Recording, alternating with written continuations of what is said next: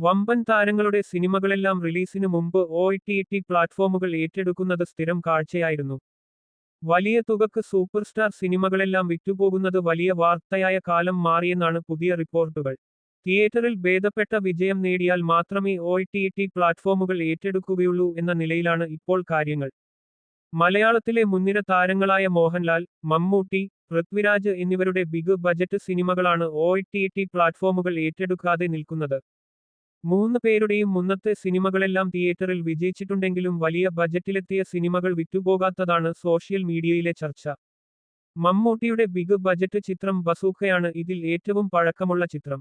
2025 ഏപ്രിലിൽ Vishu റിലീസായെത്തിയ ബന്ദുക്ക പ്രതീക്ഷകൾക്കൊത്ത് ഉയർന്നിരുന്നില്ല.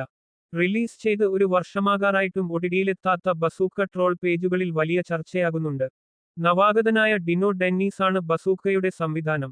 Mohanlal നായകനായെത്തിയ pan Indian ചിത്രം വൃഷഭയും ഒറ്റ OTT പ്ലാറ്റ്ഫോമും ഇതുവരെ ഏറ്റെടുത്തിട്ടില്ല. 70 കോടിയിലേറെ ബജറ്റിലൊരുങ്ങിയ വൃഷഭ ആകെ നേടിയത് 2 കോടി മാത്രമാണ്. ബാറോസിന് ശേഷം മോഹൻലാലിന്റെ ഏറ്റവും വലിയ പരാജയം കൂടിയാണ് വൃഷഭ. ഒടിടിയിലെത്തിയാൽ ട്രോളന്മാർക്ക് വലിച്ചുകീറാനുള്ള എല്ലാ വകുപ്പും വൃഷഭയിലുണ്ട്. 0.40 കോടിയോളം ബജറ്റിലൊരുങ്ങിയ പൃഥ്വിരാജ് ചിത്രം വിലായത്ത് ബുധയും ഇതുവരെ ഒടിടിയിലെത്തിയിട്ടില്ല. ഇന്ദുഗോപന്റെ നോവലിനെ ആസ്പദമാക്കി നവാഗതനായ ജയൻ നമ്പ്യാരാണ് ചിത്രം സംവിധാനം ചെയ്തത്. ബജറ്റിന്റെ പകുതി പോലും വിലായത്ത് ബുദ്ധ നേടിയിട്ടില്ല. 8.1 കോടിയാണ് ചിത്രം ആകെ നേടിയത്. അടുത്ത കാലത്ത് പൃഥ്വിരാജിന്റെ ഏറ്റവും വലിയ പരാജയങ്ങളിലൊന്നായി വിലായത്ത് ബുദ്ധ മാറി.